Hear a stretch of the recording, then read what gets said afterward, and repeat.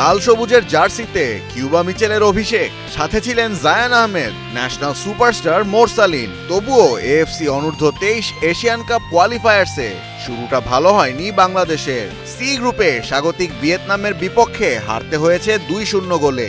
মূল পর্বের স্বপ্ন বাঁচিয়ে রাখতে ইয়েমেনের বিপক্ষে জয়ের দিকেই নজর থাকবে লাল সবুজদের। সে লক্ষ্যেই বৃহস্পতিবার ভিয়েতনামের বাই ব্যাং স্পোর্টস ক্লাবের ট্রেনিং গ্রাউন্ডে নেমেছিল অনুশীলনে। হেড কোচ সাইফুল বারী টিটুর অসুস্থতায় সহকারী কোচ হাসান আল মামুনের তত্ত্বাবধানে অনুশীলনে মিচেল, জায়ান, মোরসালিনরা।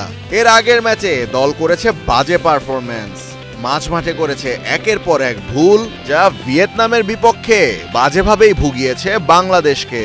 তাই ইয়েমেনের বিপক্ষে তার পুনরাবৃত্তি করতে চান না মিচেল, জায়ানরা। আমাদের ভুলের পরিমাণটা ছিল অনেক বেশি, যে জন্য আমরা রিকভার করতে পারি নাই।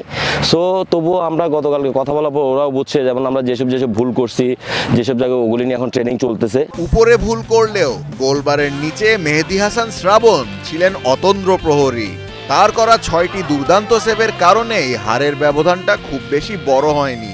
শ্রাবণের থেকে অনুপ্রাণিত হয়েই পরের ম্যাচে দেশকে ভালো ফলাফল উপহার দিতে চায় তার সতীর্থরা। শ্রাবণকে যাই সবাই অ্যাপ্রিসিয়েট করতেছিল।